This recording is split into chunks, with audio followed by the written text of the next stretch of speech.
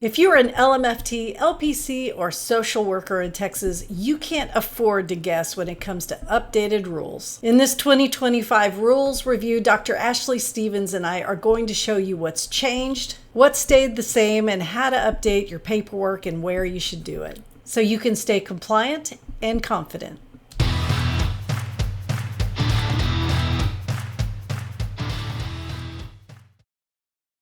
All right, welcome to the 2025 Rules Review. I'm Dr. Kate Walker, and if this is your first time to one of the Kate Walker training webinars, I'm so glad you're here.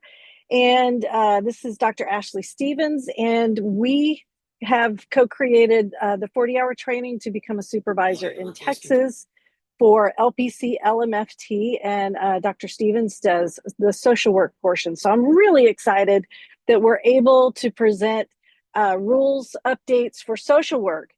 Now, some housekeeping items. I need everyone to mute, and you can turn your camera on or off, totally up to you. The second thing, we just don't like emails. So your certificate is already in your profile. So if you were able to log in and get your Zoom link, you are able to go and get your certificate. Now, we can only verify that you were here if you sign into the Google form. So I'm going to post it again and again because every time you log in and log out, that link probably goes away for you. So if you see the link in the chat, please go ahead and click that. So it's an open tab, and we all love open tabs. So open that tab. You don't have to fill it out yet. And I will post it again. So if you have to log out and log back in, because we know technology happens, that's totally fine. Just make sure you've got the link so that your certificate matches our records. Also, on the certificate, or on the Google form rather, you will see a unique number. So your certificate has to match that unique number. But you know what? If you don't get it, don't stress about it. That's really for our records. And it's just how we make sure we keep our stuff together. So you'll have your certificate. We will also post this PowerPoint, but we're going to wait to post it after the webinar is over because, Dr. Stevens and I were talking, and we may make changes to this. This stuff changes all the time, and we make mistakes. So I have the PowerPoint is actually open so that I can make changes if we need to do that as we go along. So again, I'm Dr. Kate Walker. Welcome. We promise to give you up to 2 hours. You know, it's like when you go to the store and they're going to give you up to 50% off, but everything in there is 10% off. It's not going to be like that, but we will at least give you 1 hour CE, but there just haven't really been that many updates. And so in the past, we've been able to fill 2 solid hours. And I'm really not sure if we're going to be able to do 2 solid hours. So the good thing about your certificate is you are able to write the number of hours on that certificate, and you can count this for ethics, or you can count it for supervision, or you can count it for your license. Remember, you can't count it for all 3. And with CE broker, that doesn't work in your favor anyway. So you want to make sure you're dividing all of that out. So I'm going to let Dr. Stevens talk about herself and introduce what she does and all the things. Hi, everyone. If I haven't met you before, I'm Dr. Ashley Stevens. I am an LCSW supervisor in the state of Texas, as well as 3 other states now. I just let one of them go. I'm licensed in 7 states currently, and I am an industrial and organizational psychologist, which basically means I am specialized in the psychology of work. What makes people happy? What makes them miserable? What makes them want to stay? What makes them want to go? And all things hiring, firing, evaluations, etc. So part of that is this marries those things perfectly. And as Kate said, we just in 2025 started our supervision course for the 40 hours for social workers. So if you're a social worker and you're joining us tonight, if you need anything, feel free to message me independently or find me online. And social work supervision course is my jam. It's everything I love. So happy to be here. Super excited about that. Okay, so we always start, if you've done this presentation with me before or us before, I like to always start with a little bit of a history on what's going on. I will keep the chat open, but I'm going to warn you, we may not catch your DMs because I'm going to be fielding questions for Ashley. Ashley's going to be fielding questions for me. So we're kind of working both sides here. So you know a little bit about us now. Ground rules: we are not attorneys and we are not your supervisors. The link to the PowerPoint, we will not email it. See, look, I've already got one correction I got to make. We are not going to email that. It will be in your profile. So let me highlight that. And if you have your camera on or off, you're still going to get the CE. So yay. We've shortened up, tightened up the agenda a little bit. We're going to talk about how to find everything. We're going to go over negligence, the rules, and best practices, and then we'll talk about BHEC. And I'm also wanting to make sure that you understand all we are doing is giving you the information that is available to everyone. Now, I'm going to give you a big caution. A lot of folks are posting the AI synopses, which I love AI. ChatGPT is my virtual boyfriend. But you have to understand that when someone is posting an AI synopsis of a meeting or something like that, there could be a lot of bias involved. There could be really, really important things missing. And I noticed that when I got the last email that said that the 30 days were open for public comment on some new rules, that the board, kindly provided an AI summary of the proposed rules. Well, when I dug into the rules, it really did not reflect, in my opinion, what we were commenting on. So it's really, really important that you actually go to the rules, and that's why I show you this slide. I'm going to make one more housekeeping item. Please take a few seconds and make sure the name on your camera matches the name that will go on your certificate, right? Because we also have the Zoom attendance for this. So it's really, really easy to do. If you go in the upper right-hand corner of the square that is your face, click the three dots, you can rename yourself. So make sure it's the name that will match your certificate. Otherwise, we are not going to know who was here, even if you fill out the Google form. You can also, of course, go directly to the BHEC website, find the changes yourself, or you can dive into the super complex, I think, hard to navigate Texas Register, find it that way. And of course, belonging to a professional organization is a wonderful way to be stay abreast of the changes. I know when Marriage and Family Therapy had a huge change a couple of years ago, and TAMFT did a beautiful job of letting us know what those were. And last but not least, if you go to the meeting minutes, the public meeting materials, you'll be able to actually attend the meeting. So I included that here. And in a little bit, we can screen share. And if you're not familiar, because I know I got folks on here that maybe this is the first time they've ever done a rules review. So I want to make sure that you can go to these meetings and you can comment on these rules. So I've got my chat open. We've got attendance caught up. So if you have any questions, we'll take them as we go. All right, so let's talk a little bit about just what we're covering here. So we have federal law, we have Texas law, and we have best practices. So, for example, a couple of years ago, everybody's like, well, why isn't the board talking about the No Surprises Act? Or why don't they come forward and talk more about 1099 versus W-2?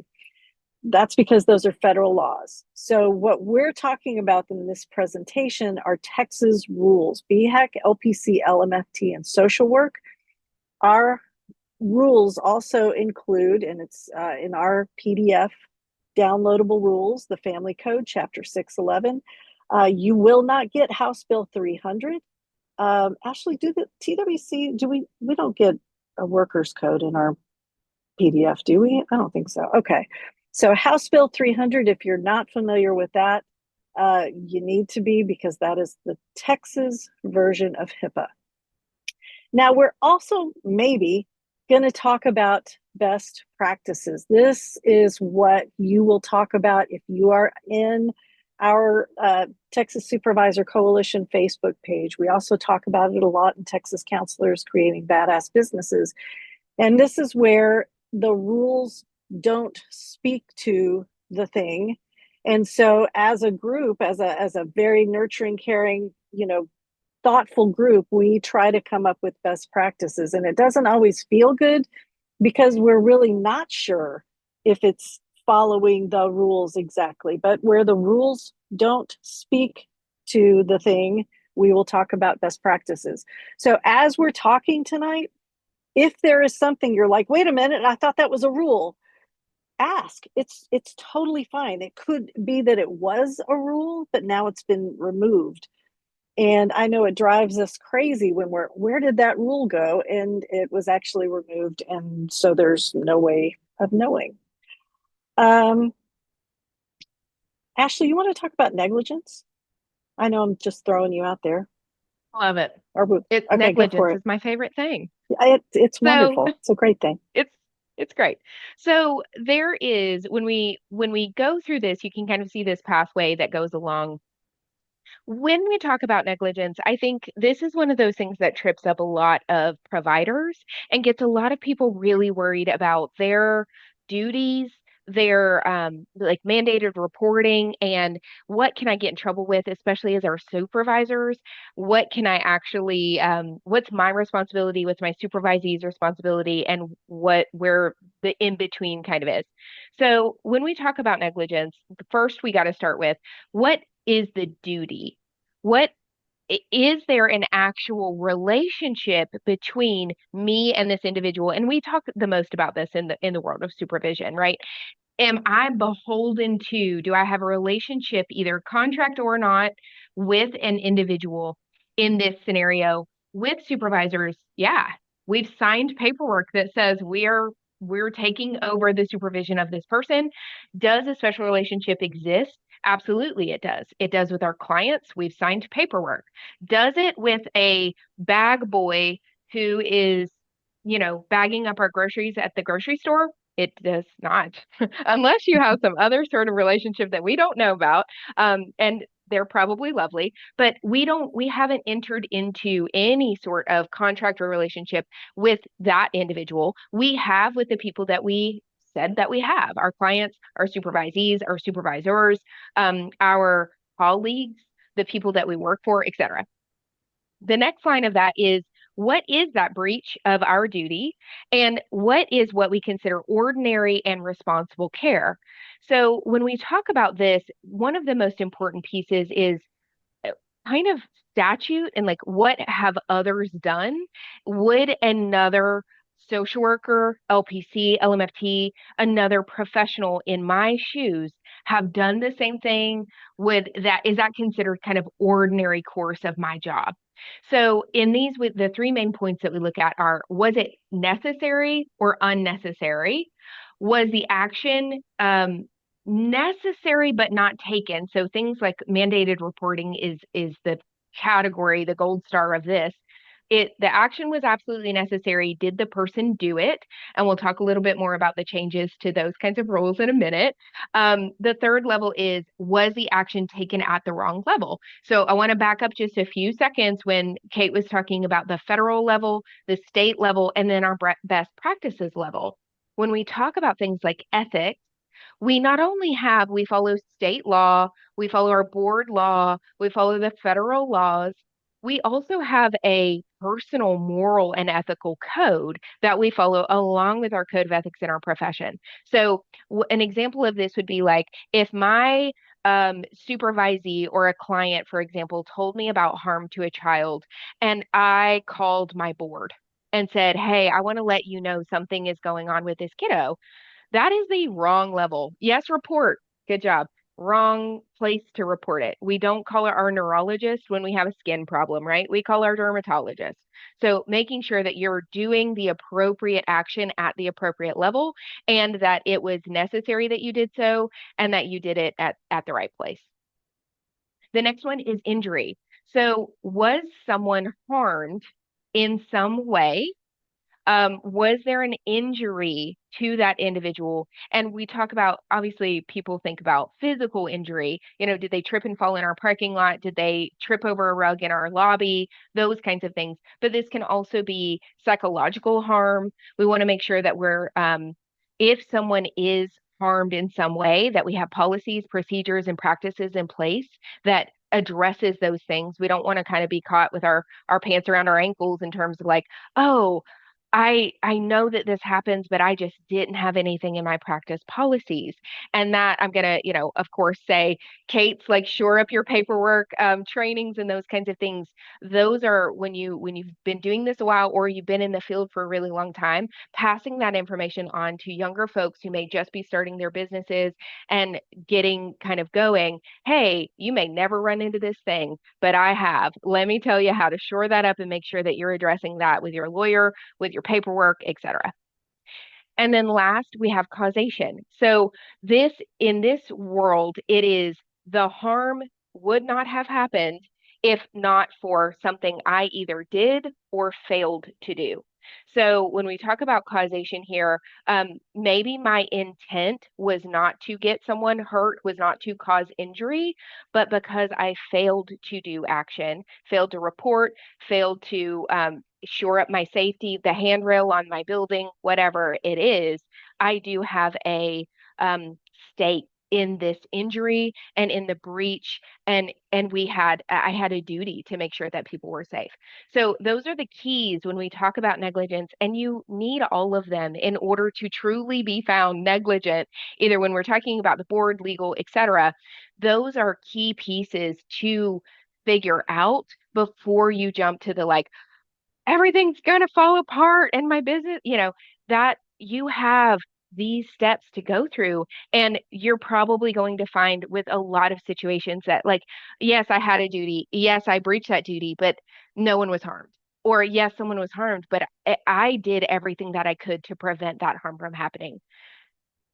You know, moderate your expectations of what this is going to look like. Make sure that you take care of yourself in the process, and that this process is actually what we're talking about when we talk about negligence, what the board is talking about when it talks about it.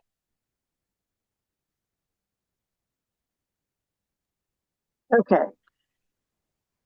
So as you listen to us today, you might have one of those moments. Sorry, I had to restart my car because my air conditioner stopped. You might have one of those moments where you're thinking, oh no, I'm not doing that. This, in fact, did I hit record? Please tell me I hit record. Oh, good. We are recording. Huh.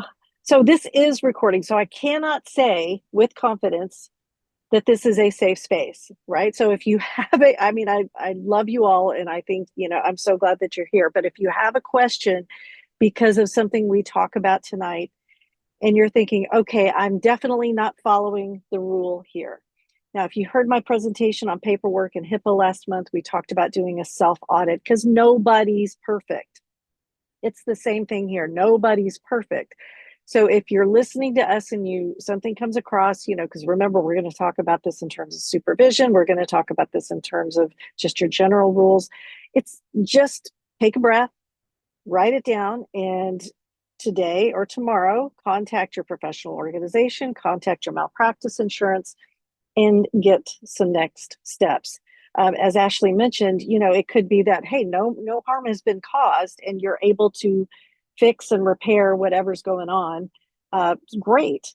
But if, let's say you're a supervisor and oh no, my supervisee is doing this thing, I need to handle it. Again, great, handle it. That's what supervision's all about. Your supervisee is going to make mistakes.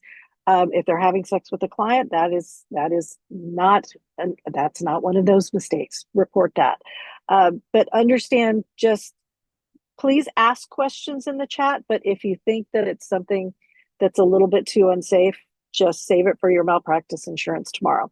So this is, in a nutshell, what we're doing. We're not talking about federal law. We're not going to talk about ACA or AAMFT or social work code, professional organization. We're talking about state law. So just a little blast from the past, and I promise I won't go deep into this. Just understand that a lot of what we are seeing in the rules right now is because of the changes from Sunset. Sunset is a process where Texas goes through all of their licensing organizations, and they decide if they're still relevant, if they're doing a good job, if they're efficient. And of course, ours were not. And it wasn't because they were bad people, it's because they were underfunded. Well, it also coincided with the 4-year rules review. So we had some major, major changes from 2017 to about 2021. So in 2017, and Ashley and I, we're not going to read all this to you, but you see things that, everybody asks, can I be a CE provider? Yes, anybody can be a CE provider. When did that happen? Around 2017 to 2019. The reduced limits on technology, they're pre-COVID, which was pretty fortuitous that those limits went away. So if any surprises here,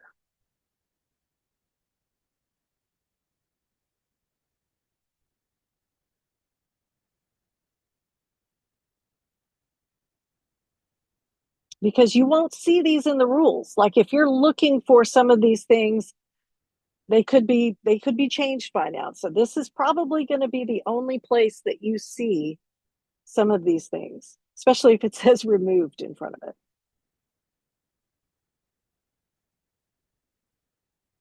Okay, continuing on.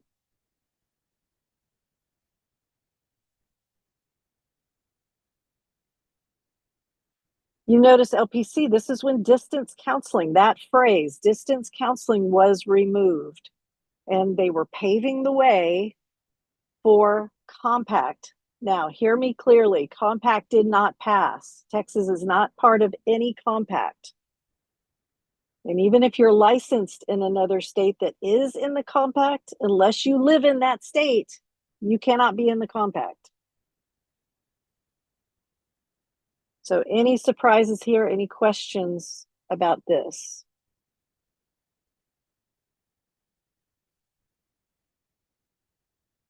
I have a quick question. Sure, Katrina. The bottom one, the rule stating about the LPC interns, will you explain that one for me? Yeah, so the rule stating that LPC interns can work accrue hours on a volunteer or salary basis, it literally said that in the rules. And so that, I guess, was deemed to be too specific. And in Texas, anybody can pretty much work doing anything. And so they just removed that volunteer or salary. Also, there was some confusion because it overlapped with this idea, and this is kind of where this whole pot started getting stirred of, can my associate be a 1099 contractor, right? Because salary is very specific. Generally, that means W-2, right? So a lot of people were making inferences, and I think by removing this, they were trying to solve that. Because again, remember 1099 and W-2 is going to be a federal designation, not a state one. So yeah, that language is just gone. So long answer. Did that answer it? Okay. Anything else on this page?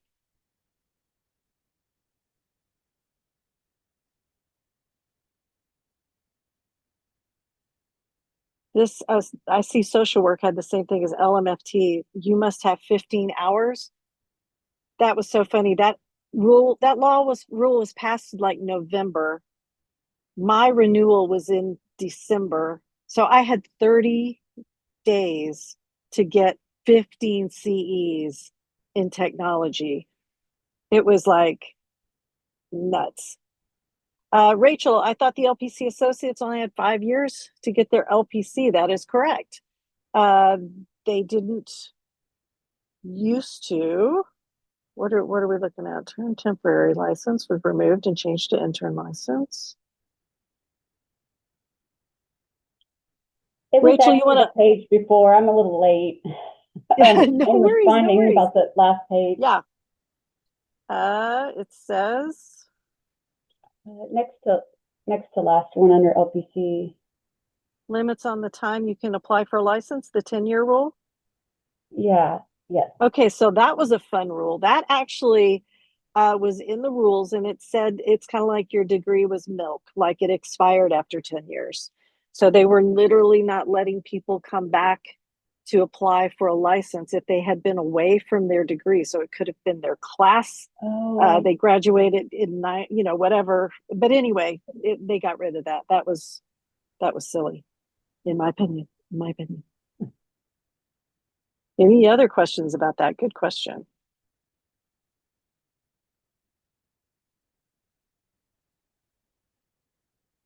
That's why I like doing these slides. It's kind of the Wayback Machine, right? We're able to go back and see. Here's one more from this time. And this was a big year for LPC supervisors. You see, they were cleaning up the language. So the 4-year rules review, that was when social work, LPC, and LMFT we all sat down at this, not we, not I, but they sat down at the table and tried to align with a lot of things. And so, and really just clean up the language. So nobody knows how long supervision records should be kept because that rule, there's no rule. That was when 2019 is when I launched the first online LPC LMFT supervisor training, because that was the first year that was allowed.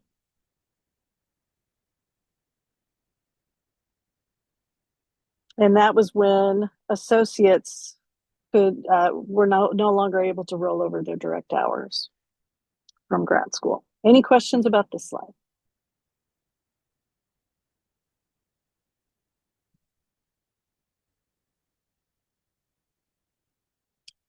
All right. I have a question. I'm sorry. No, sure, go for it.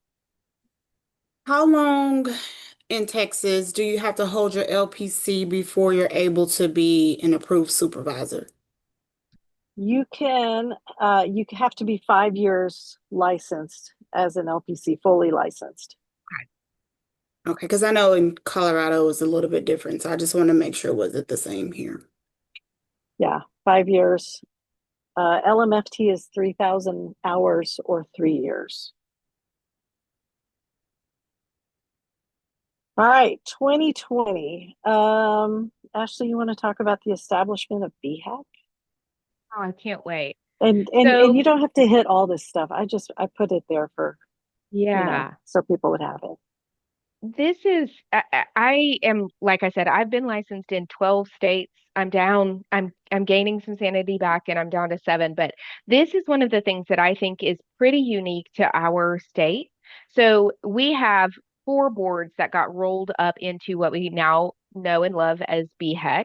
Before that, every board was kind of, we were all under the same Texas department, but we all kind of had complete control over monitoring and managing our own licensees. So now we're part of BHEC. And to be really clear about what BHEC is there is this executive council that is kind of the umbrella over the individual 4 psychology, LPC, LMFT, and social work professional bodies.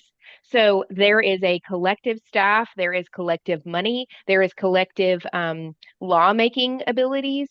And also, each individual board has their own kind of management of their individual licensees. So you kind of have this it's like the state rule versus the federal government rule. We have our state, there are some things that are housed in the individual professional practice of social work, LPC, LMFT, or psychology, but most of everything goes through that consolidated board. And the reason for that is probably a lot of things, but what we love it for is a lot more consistency branch to branch. There are still some things, and Tarsha, one of the things for LPCs just get the brunt of that particular rule, which is the 5 years. Social workers, it's 2 years post fully licensed. But some of the things on the other end are LPCs and LMFT associates can own their own businesses, and social workers aren't allowed to do that. So there is some individual differences, but for the most part, when you download the rule book, which if you just want to hang out and read 180 pages of legalese, you do that. I do it because I don't know, maybe that sanity I thought I was gaining is still gone. But part of that, what you'll see is the top half of that rule book. In the social workers, it's to page about 82. LPCs, I think it's 79. The top half of that book is all of the consolidated. So if you're looking for individual LPC rules or LMFT rules and you download that rule book, you're like, what is this garbage? Keep scrolling. If the word that you're looking for, I do the control F and I search for timelines or 4 years or 5 years or whatever it is. If you're after that halfway point, it's relevant to you. If you're before that halfway point, it's relevant to all of us. So that is our BHEC. When we talk about earlier on when Kate was reviewing where to find the information, BHEC has meetings as the entire council. Your individual profession also has meetings. So if you think you're like, dang, I just went to a meeting, what is this? It's probably your professional or the BHEC one at large. So there is some differences. I highly recommend going to both of them so you get a really good picture of what's going on at your LPC level or LMFT level, and also what's going on a larger board level. But when we're talking about rule changes and these kinds of things, that is happening at the BHEC level. And I think on Ashley, the last time on this latest iteration of the rules, it flipped. I think the member boards are actually first, then BHEC. Yeah. So I think they may have flipped it. So just yeah, we'll weird. see. Like I said, they change it all the time. So I saw in a couple of the threads online, someone was looking for the new notice for your clients. So for LPC and LMFT, it's got to be in your consent form, the notice to clients where they can file a complaint. This is it. This is what replaced the old one. So that, and 2020 is when they instigated the fingerprinting, the sex trafficking course, background checks, verification of citizenship. I know one of the things that's confusing is, there are no approved providers, right? According to BHEC, LPC, LMFT, and social work. Not according to Health and Human Services. So HHS is the organization that demands or says we do the sex trafficking course, not LPC, BHEC, social work. They will let you count that as a CE, but they aren't the ones mandating the sex trafficking course. That's why you can only take it from a few specific providers. So just be careful. If you're out there somewhere and somebody says they're offering the sex trafficking course, make sure that they are an approved provider on the HHS website, the Health and Human Services. You won't find them on, they're called member boards, LPC, LMFT, social work, or BHEC. You won't find that. So any questions about BHEC, the establishment of BHEC? And it really has been wonderful. We've seen efficiency go up. We've seen staff, and there's so much more available. We have the lunch and learns now. Liz is asking, where can you find that notice to use? Well, you'll get this PowerPoint. I'm pretty sure the verbiage is in the PDF. So if you download the PDF, and I can screen share real quick. If you don't know or have never been to the BHEC website, I'll just go there right now. If you give me 2 seconds.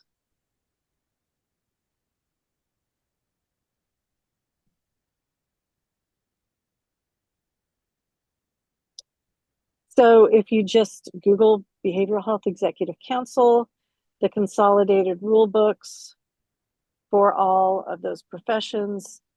And if you download them, just keep in mind they change them about 3 times a year. So don't download them and go, okay, I'm good to go. You are not good to go, because they will change them and it will be, not good. So, Tarsha, that's awesome. The good thing is that it's free on the HHS website. I love that. So those of you who are out there looking for sex trafficking courses and you're having to pay a lot of money, Tarsha says do not do that. So we won't.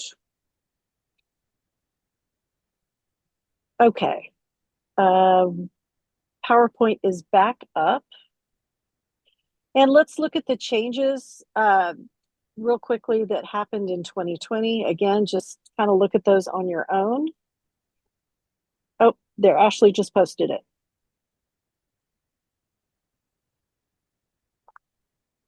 Now this doggone expiration date for the 40-hour training, y'all, it has gone in the rules. It has come out of the rules. It has gone back in the rules. I think it is about to come out of the rules again.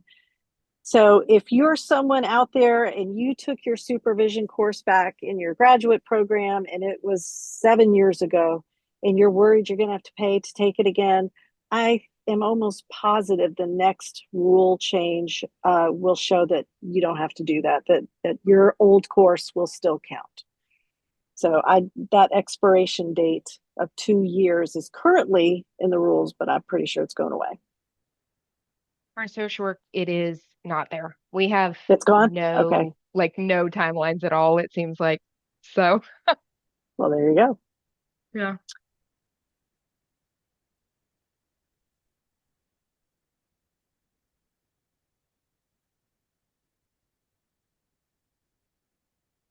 Okay. Any questions about this slide?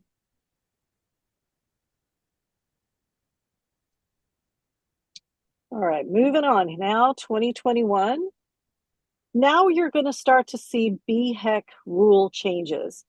And it's so much better now, but there used to be a lag time. So for example, when associates, you know, when they could own a business or when they were called associates, I know it went live on the BHEC site before it went live on LPC, and it was super confusing. We're like, okay, what can we do? Are we allowed to do it? Are we not allowed to do it? But that seems to be gone. So if you see something in BHEC that is not in LPC or LMFT, it's pretty rare. I like that they got rid of the term facts that year. Any questions about that? 2022. COVID related stuff. Interesting time during COVID.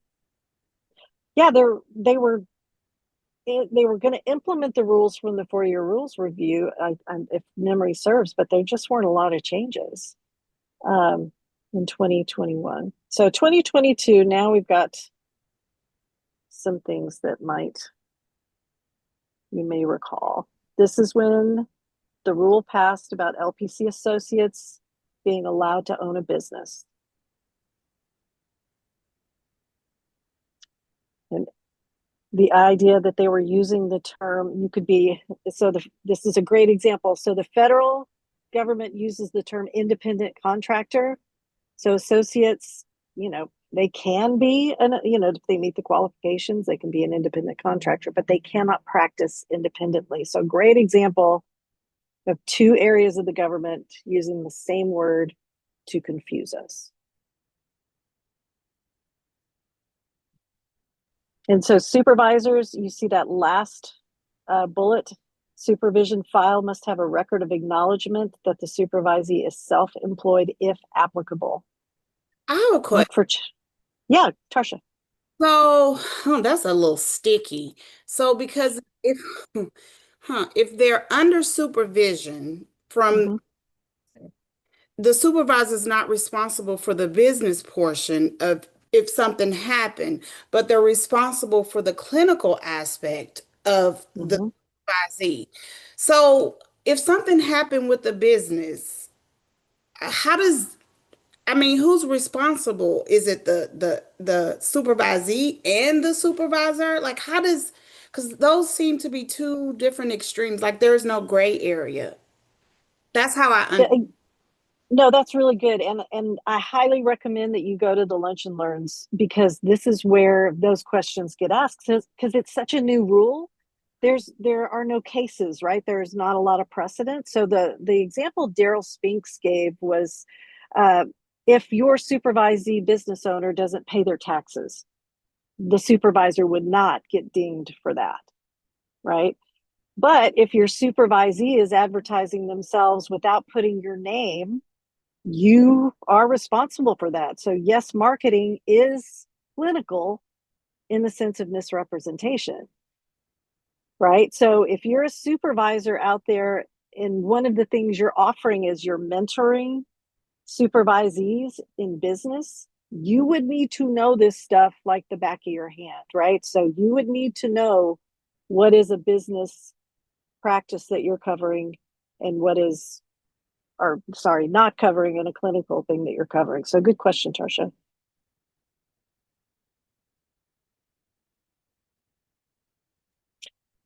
Ashley Mitty had a question on the fourth bullet point.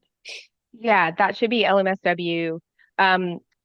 And we get a lot of questions about this anyway, so this wasn't exactly your question, but I'm going to say it anyway. That should be LMSW. And people go, well, if they can own a business, I thought we couldn't own a business. What you can own is something other than clinical work. So, and you need to be really clear on what clinical, the definition of clinical social work is and the practice of social work for the board. So, for example, if somebody wanted to own a nursing home, or to, I don't even know what, to offer services in the community that were case management, transporting people to their doctor's appointments or something like that. Technically, yes, as long as nothing that they're doing is clinical in nature per the board. So that's a little bit of our sticky area. We can own a business as an LMSW under supervision. They just can't be independent and they can't do anything that comes close to clinical social work.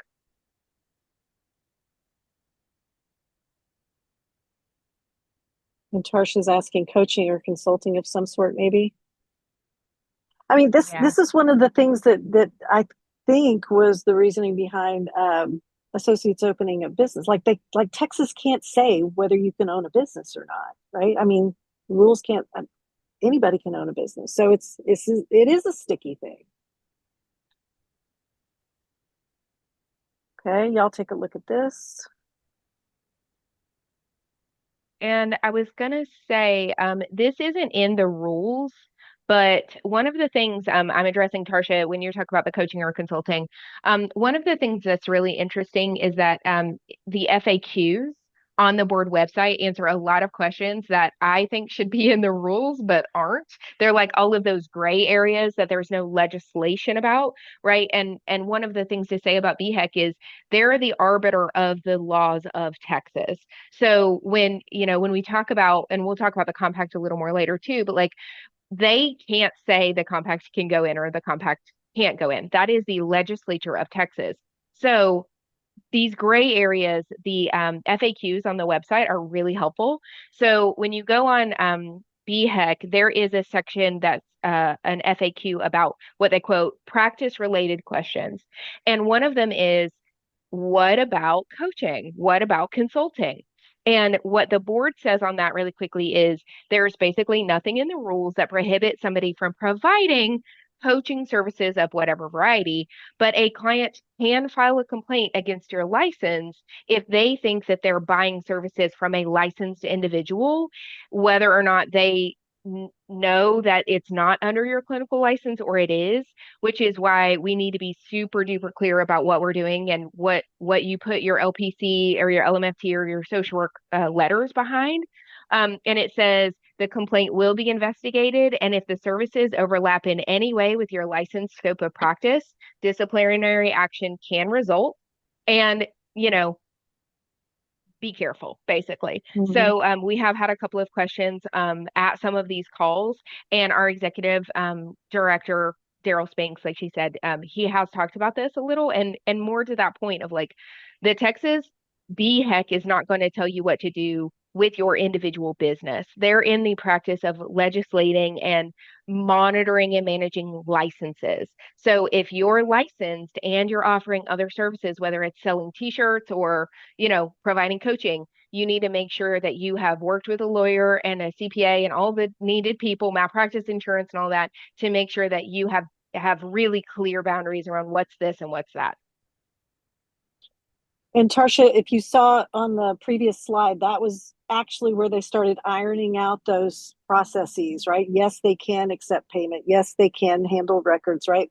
Because they had to go back and fix all that once they allowed the associate to own their own business. So great catch.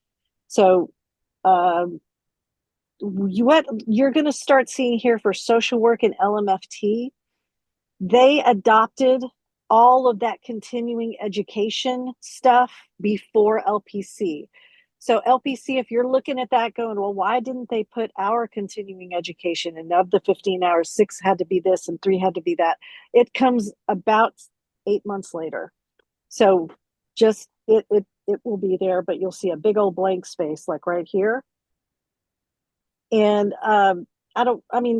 last meeting I went to, everybody knew what this was. 2 years ago, nobody knew what it was. I feel like everybody knows what this is.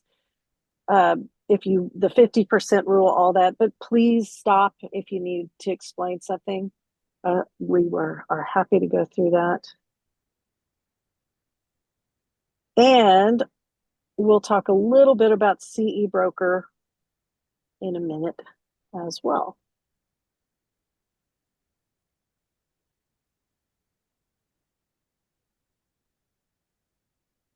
And this is the magic 7 or 6 or 7. These are not approved providers. These are, we don't call them that. These are designated providers. Yeah, so there's a lot of people who are asking about the 50%. So one of the things that I'm going to say off the bat is take a breath. I can think of more things that count than don't count. I can't actually think of anything that doesn't count. So these 7 realms, I'll say, any company, international, national, regional, state, etc., that deals with anything related to anything medical, mental, or behavioral.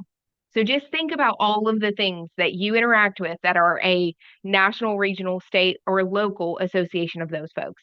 That is NBCC. That is your local chapters of TPA. That is anything from a hospital system, right?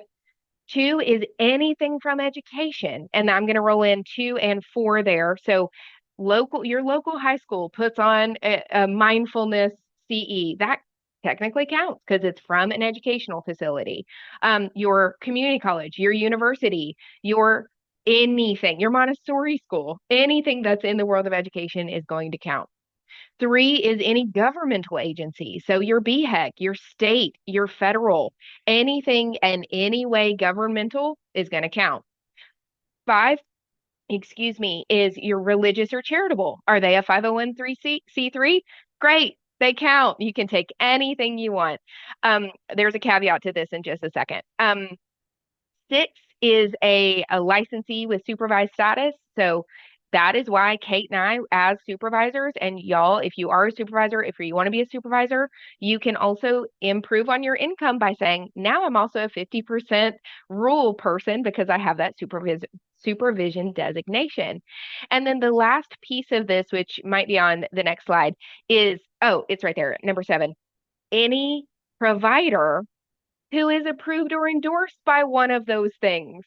So if you have somebody who is just a rando off the street who comes in and is sponsored by a hospital system or by NASW or TPA or anything, that is going to count as a number 7 by proxy of one of the other numbers. The caveat is this: if you are taking a training by any one of these people, and like I said, it's really hard to think of somebody who wouldn't count for the 50% rule, and it is not directly tied to mental, behavioral, or medical health, I would say probably steer clear. That's my one rule that I tell my supervisees is like, just make it be related to the world of mental or medical, social work, therapy, counseling, what have you. And then you're probably good. I still will look at them and I'll say, yep, that counts because of this and this and this. But the 50% rule got everyone really, really worried. But if you are doing it by an agency in the community that has any sort of status with a state, federal, local agency, you're probably fine. It's going to count.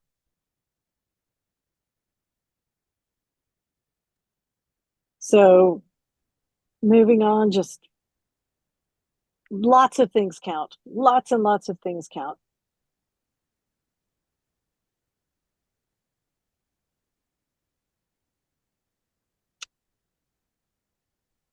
Karen, I'm not sure. So if you are in a PhD program during your renewal cycle and you want to use some of that work, you might be covered by preparing a presentation. You might be covered by doing research. There are a lot of things, individual self-study, that number 5. So a lot of things are covered by being in a PhD program. So you might have a few hours that are covered there. So LPC, this is when hours went live. So LPC, it's just going to repeat the same exact stuff. And LMFT and social work had some new things happening. LMFT had a new definition of family. And everybody look at that dual relationship thing under social work, because LMFT is the same thing. Dual relationships are not allowed, but LPC, they are still allowed for now. Tarsha, yeah, and yes, and that changed a little bit. We're going to show you how in just a little bit. Okay. Oh, thank you for that, Rachel. Is there still the requirement that 2 of the ethics hours need to be Texas specific? Good catch, Rachel. And the answer is no. So that, again, it was removed, so you would have a tough time finding it. LMFT, you'll see, started aligning with LPC, and that they wanted the term supervisor followed by following all of the forms, client facing or otherwise, for LMFT associates.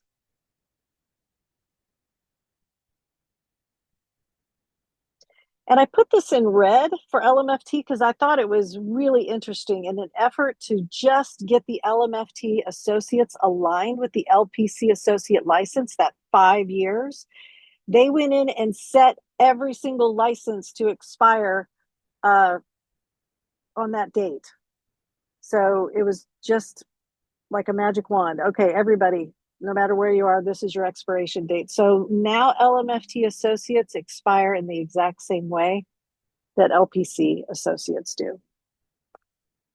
And once that happened, as you know, LPC associates don't need CEs. LMFT associates did.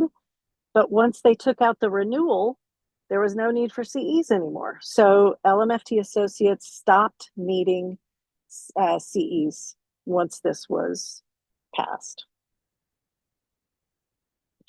And you see LPC, just we're same exact language, same exact 50% rule. And there are 8, and I cannot remember why. It's exactly the same, but I don't remember why. There's 7 for social work and LMFT and 8 for LPC.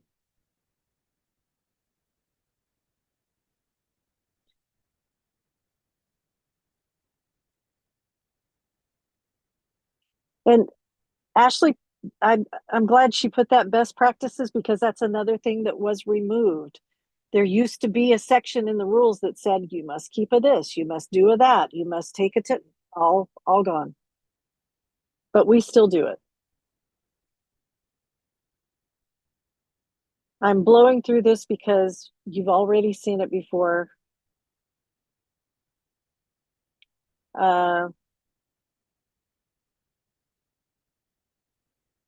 Yeah.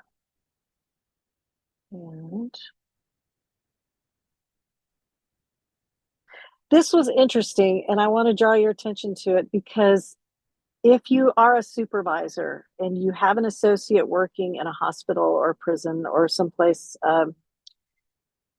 If they're acting within the scope of employment with an agency or institution, they're not required to obtain a signed informed consent, but they must document that the client did consent to treatment. I thought that was pretty huge. Kate, one question. Yes. Yeah.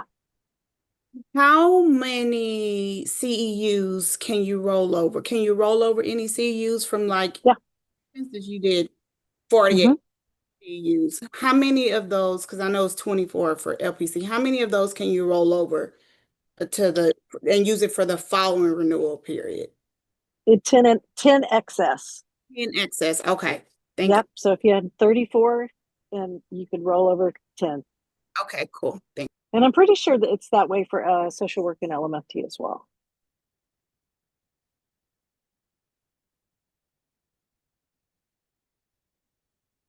And you can see here the LMFT associate license info. All right, we're up to 2024. Here we go. BHEC. The definition of distance counseling was interesting because basically what BHEC said is if you are counseling someone outside of the state of Texas, it's not counseling. So we don't have any jurisdiction. And everybody was like, yay, we can finally counsel across state lines. And it's like, okay, but if Florida says no, we don't want you, you're practicing in our state without a license, then Florida's going to go after you.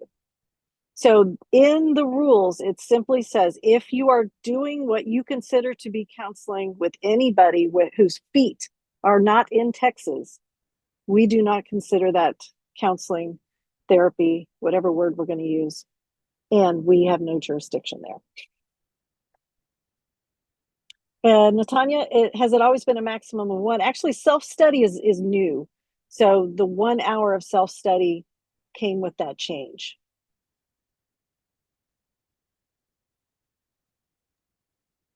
Yeah, and I was just going to say, CE broker, we'll talk a little bit more about CE broker, but it's not required to use until January of 2026. So right now is kind of the trial period. So if you do have any questions or concerns or interesting, it wouldn't let me do this, or it got really wonky on that thing, reach out to the board because they're in that phase of like people are using it, but it's not officially official yet. So we want to make sure that all of these kinks get worked out before it's officially live and everyone's required to do it in January. So I would absolutely holler at the board and say, you know, there was no option for this. Make sure that's added because it's in our state law that that's required. So we want to make sure our CE broker and the gentleman who was on from CE broker kind of said that same thing, was like, it's new. We're in a lot of states, but we're new to this state. So please let us know if there's something that we need to fix. And the board is not going to, you know, they don't do this. They don't necessarily renew their licenses. Some aren't even, you know, mental health folks. Some of them are, but, you know, we need to be the ones to inform our board about what's going on with the technology that they're requiring us to use. And Gregory Gomez had a question about the 10 hours rollover. Is that for social work too? Muted, unmuted. Yes, it is. It is on page 135. It is the same exact language. In ours, it's a different number. I put it up a little bit, so go up in the chat a bit for social work. It's 781.501 for social work, but it is the same exact thing for us as well.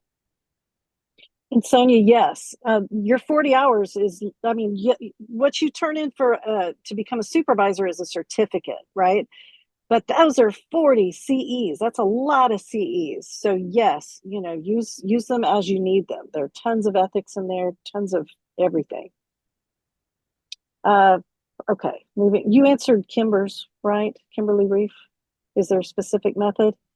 I just probably contact us, the contact us email. Is that what you, okay. Yeah, I was just looking at the continuing education. They do have a website up on the BHEC, but it doesn't have a, you know, it's like call CE broker if you have a problem, but that's not what this is. It's a state thing.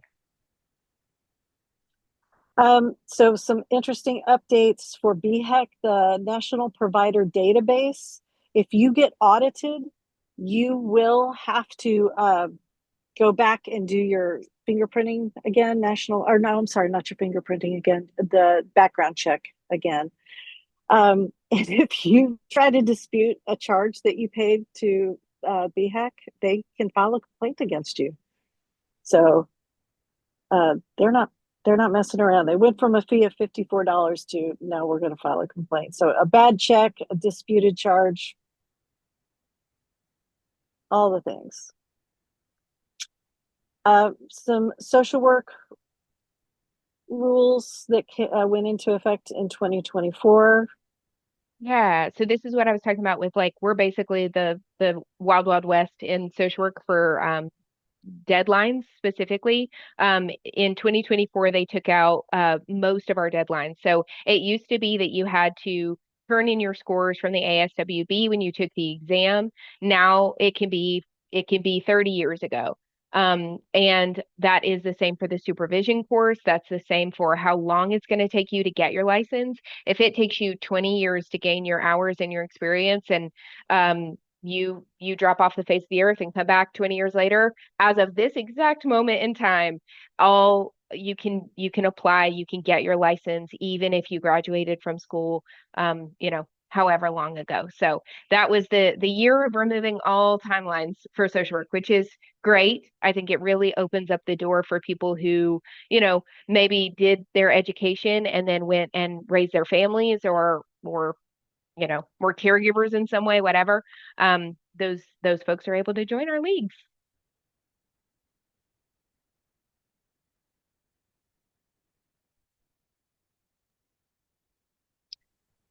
Okay, moving.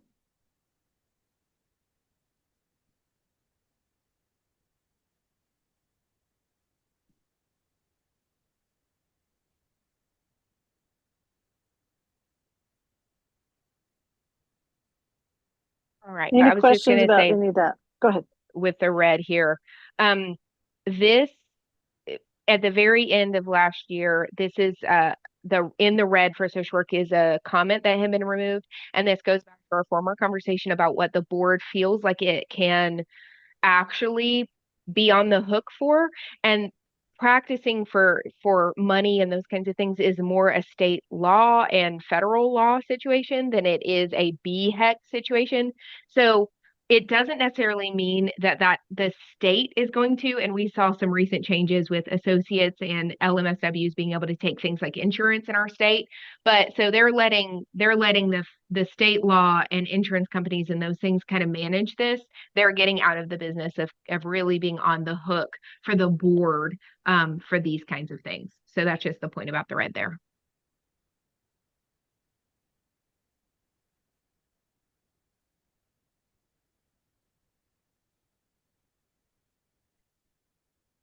So LMFT finally took away limits on telephonic supervision.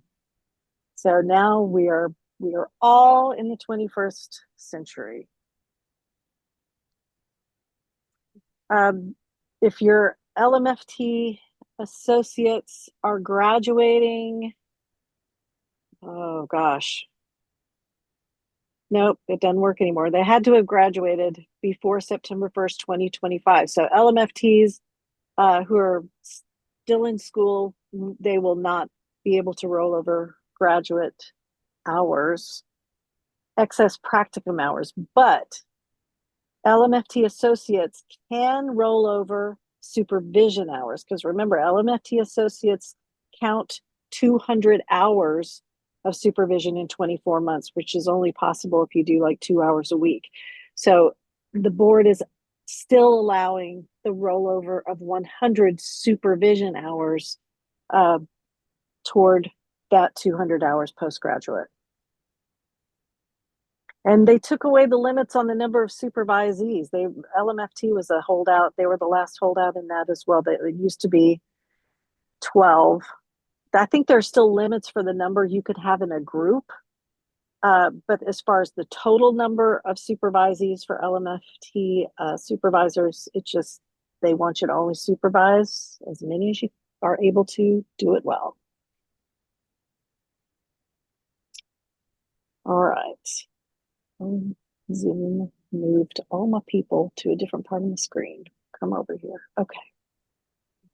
All right, here we are, 2025. So any questions? We're almost done. This is coming toward the end. We just had another 4-year rules review in 2024. So the last bit of change we saw were things like cleaning up duplicate language, but really no major changes as of as of March to core stuff. We did see some changes, however, a month ago. Oh, you know what? Let me roll that back. A lot of language went away that they considered unenforceable. So there was a question earlier about supervising associates who own their own business, and I said, well, advertising, they have to represent themselves. So a lot of this, the board considered to be unenforceable. And actually, I did sit in on those meetings, but some of that I didn't understand, right? Because it was like, okay, they don't think it's enforceable, but yet it's still there, right? You still have to represent yourself accurately. Yeah. Yeah. And they kind of made this point of like, all of the things that we're changing, like, and a lot of the sections, it was like one word or a piece of the overall kind of section. But one of those things is like, they were kind of in this, like, the difference between state law and what we're saying and whether those things marry or contradict each other. And there were a couple of things that we had to remove from our rule books and things like that because it was completely like kind of contradictory to what the state law said.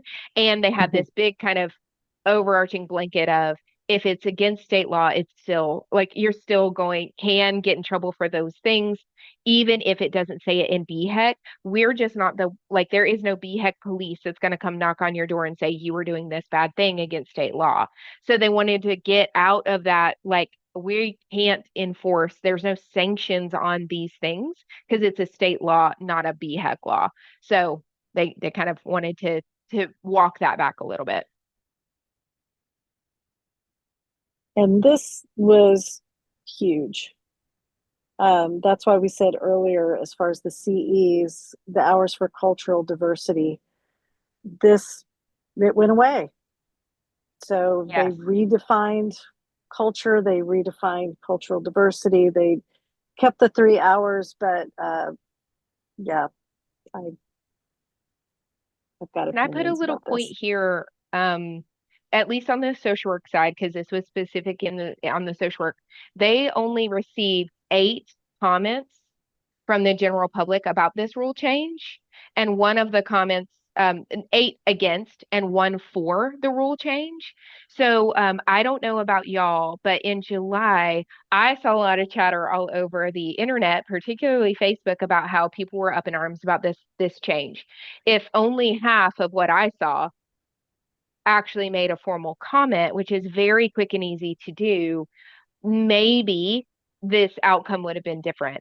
8 isn't a very big number. So I don't know if there is a magic number to how many complaints or not, I don't mean to say complaints, I mean comments were received, but only 8 folks did that official process to let the board know that they were concerned about the difference between the term cultural diversity or competency and anyone who's unique, which is kind of what we went to. So just throwing that out there. If you see something, say something, and feel free to post it on Facebook too, but maybe put that as number 2 on your list of priorities.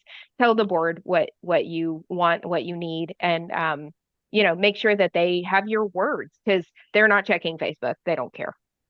And if you're in the Texas Supervisor Coalition, I will always post my comments. I don't speak for anyone. It's Texas Supervisor Coalition isn't like TCA. We're not an organized group. You guys have your own opinions, but I post those in case you're looking for language. If you concur with my opinion, then you could take what I've got and make it yours. And they read every single comment, and so the important thing is just to make sure you do it. Megan, I agree with you. I think there were a lot more formal LPC complaints. At LMFT, I'm not sure at all. Oh, and the Go ahead. July 16th thing, this happened for everyone. So I'm sure all of y'all have heard this, but it's worth saying out loud because I mentioned it earlier. There is a narrowing time frame for when you are required to report child abuse or neglect. It used to be 48 hours. It's now 24. So if you're a supervisor or if you're in direct clinical practice, make sure that you have that new number in your head. I think most people were doing that, but I think for some of my supervisees are like, well, I see you once a week, or maybe I call you and you're in session and then it's the next day. And kind of the new law of the land is report, report, report. Make sure you're doing it in your 24 hours. Don't wait. Maybe that was always the rule of the land, but that is worth to me making sure that we're kind of sticking in our brains that 24 hours. Yolanda, I don't know. That's one of those things. A CE doesn't make you competent, right? So it just means you completed a CE. So that's a great question. It depends on the quality of the CE too. All right, moving on. Oh, it is gone. Sorry about that. So no expiration date on the 40-hour training. LMFT, you guys will never be a part of a compact if you live in Texas. LMFT has no plans to pursue being in the compact. They just don't have the numbers. And so this is sort of the next best thing. They're really trying to make sure that if you have been licensed as an LMFT in another state, it's a comparable license and training, that they're greasing the gears a little bit to get you in there. And I was going to say something that this is like out of the mouth of Daryl Spinks, and I wish I had the exact moment from the recorded YouTube. If anyone doesn't know, all of the BHEC meetings go, not all, most of the BHEC meetings go up on YouTube. So if you just YouTube BHEC, you can watch it if you want to. It's just like the 189 pages. If you just really want, something to play in the background while you're making dinner, it's a great listen. But Daryl Spinks, and this was a while ago, he said something that I think was very striking about the compacts.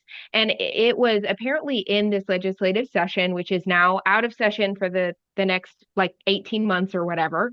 So we're not hitting these compacts for at least another 1.5 to 2 years. But what he said was there was a compact request for hairdressers to operate across state lines. It also failed. This is not about mental health. It's not about who we are as LPCs, as therapists, as mental health providers, as all of that. I think we're like the mental health shortage and the national provider shortage is more reason to do it. But Daryl Spinks said this is not a priority of our current government, our legislator, or our governor. So I think a lot of people I still see it. I was talking on Facebook to somebody yesterday. Why isn't our board? They can't. They don't write the laws. They enforce the laws. So our legislator, this is not looking like it's going to be on the docket. It will get brought up. It will probably die in session. But if the hairdressers can't get it, who I think are, why not? I don't really see a ton of hope for us, and neither does the executive director of BHEC. So just do with that what you will. All right, what's coming up? So I just put down, this is my wish list. Can we please define a month? The 30-day comment period has passed for the other 3 bullet points. And so there's nothing we can do about this now. We'll just have to see, what happens in the meetings. So look for the information on that coming soon. We've got, these are all social work. So Ashley. Yeah, y'all, LPC, LMFT, and actually psychology in the Texas Register a while ago clarified rules about supervision and who is a supervisor and how is a supervisor and all of that. We're just getting around to it. So they were talking about that at our last meeting, that we're going to finally catch up and figure some of those things out. But a lot of this, I know it looks like a lot of numbers, but they have to, if they add something new above, they have to renumber everything below. So that is the bulk of this. A lot of just cleaning up a word or two here or there. Some statutorily required rules, which basically means the law changed. So now our rule books have to change because the law changed. It does, if you are a individual who does custody evaluations, there's some new hours that you have to make sure that you're following in your CEs, 8 hours of family violence training and 3 hours in IDD. So that is new for you guys. The rest is just kind of, nothing major in this, but a lot of change, a lot of little changes to a lot of different numbers.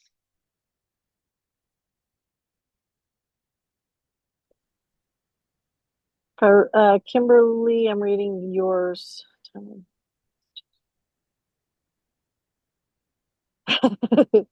We do tend to get up in arms in the Badass Business Group. Love it. All right, CE broker. I think you pretty much covered this, but anybody have any questions about CE broker? I'm hearing great things. I've registered.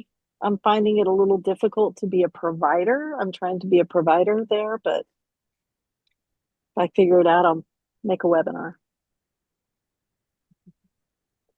And then we have this. Oh, Kimberly's asking, is our deadline to sign up as prior to January 1st, 2026? So this is interesting. I'm going to say yes. I'm going to say go ahead and do it, because what the email from our board says is you are required to register for an account by Jan 1, 2026. And do I actually think that's true? Like, do I think you're going to get in trouble if it's on January 3rd or whatever? I don't, but the before is really throwing me. So I would say go ahead and get on CE broker, get the free account for now. And if you find that you need a bunch of CEs, or if there's some other, you're licensed in a bunch of states, feel free to look at the pro and the elite and the whatever it else is called plan, but go ahead and register so that you don't forget. And one of the best things when you register for that, because I just did it a few days ago, is that you put your license in, and it will flag you. It'll start telling you, hey, your deadline's coming up. Hey, your deadline's coming up. So it can do that work of reminding that the board, I think, is another reason why they're going to it, is because they want to stop worrying about it. So I would say go ahead and get on it. Took me 5 seconds. It's very quick. Oh, I saw this question a lot. Jackie Lee's asking. No, y'all have a different category. But it was confusing because we have LMFW, we have LCSW, there's a bunch of different kinds of social worker, and that they try and make it as general from state to state. And I apologize, I wasn't looking for LPC, so I'm not sure what it says for y'all. I would wager it says LPC. Yep, it does. Okay, now this. Yeah. So for those who didn't follow these acronyms, this is the one big beautiful bill. I don't know what the A stands for. Whatever. I don't know. So they emailed this, and this is just like for your information. I looked at it. It didn't apply to any of the work that I'm doing, so I kind of just moved on. But for the folks who are interested in helping the state of Texas apply for and get money from the 50 billion with a B dollar fund to support what they call, quote, rural healthcare transformation. There's a couple of rules there about they're trying to get specific to people who, they say women who are pregnant or recently gave birth, people under the age of 20, and older adults residing in rural counties and who may be uninsured. So if you have a business or a model, or if you know people who work in those kind of categories in rural Texas, you can help the state allocate those funds, which I think is a huge opportunity. So if interested, let me know. I tried to look for the public information to help them out, but I couldn't find it. So I will forward the email to you because I couldn't find it on Google if you're interested and need it. I think it's a good opportunity. I can put it in their profile too with the resources if you send that to Amazing. me. Yeah, Yep. we'll do. Let Awesome. Okay, contributing to social work exams. Woohoo! So for me as a supervisor, and maybe this will tell you a lot about who I am, you have to sign an NDA and you aren't allowed to tell your supervisees. And I have a lot of supervisees, and there's no way I could keep it a secret. So there's if you're interested and you don't have a bunch of supervisees or are really good at keeping secrets, there is an opportunity to help guide the professional social work community in revising and making hopefully our licensing exams better. They want people who are actively practicing to kind of have that like current practice, and that the exam is really upholding not only what's happening boots on the ground, but also that our standards of our field are kept up. There's a lot of chatter on things about the exam, and people are really mad at it. This is a put your money where your mouth is opportunity for you to help guide it. So if you just Google ASWB exam, writing, they will take you. There's a training that they offer, and you'll probably get CEs for that as well, I would imagine. And then you have to sign your NDA and not be a big mouth like me, but you can help guide our exam, which is so cool. Kimberly, I want to make sure. So signing up to CE Broker, did we answer your question? Yeah, y'all did answer. I was just Okay. a little unclear, I think, in my first question. So, but yeah, Ashley covered it already. Okay. Thank you. And then you're welcome. And then Sherry, you are correct. LPC associates don't have CEs. So no worries about that at all. They're not going to make accounts because they don't need to document CEUs. Okay, adopted rules.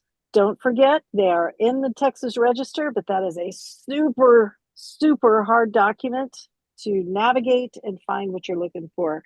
So join your professional organizations.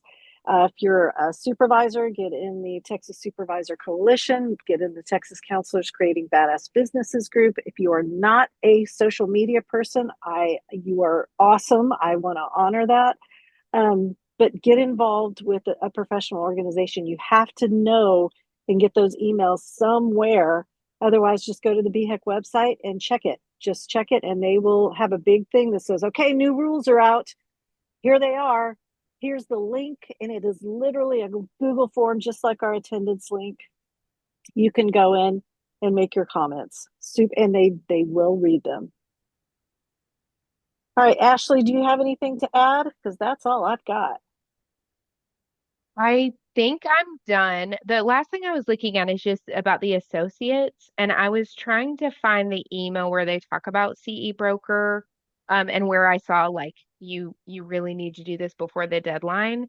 So I'm gonna look for that and make sure, because that's one of the things, LMSWs don't require CEs either while they're in the process of gaining their licensure, but I'm not sure that Texas doesn't also want them to go ahead and sign up either.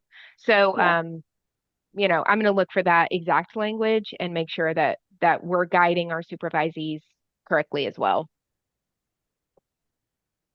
And Kimberly, yes, you can go to, it'll have a link to sign up for email updates.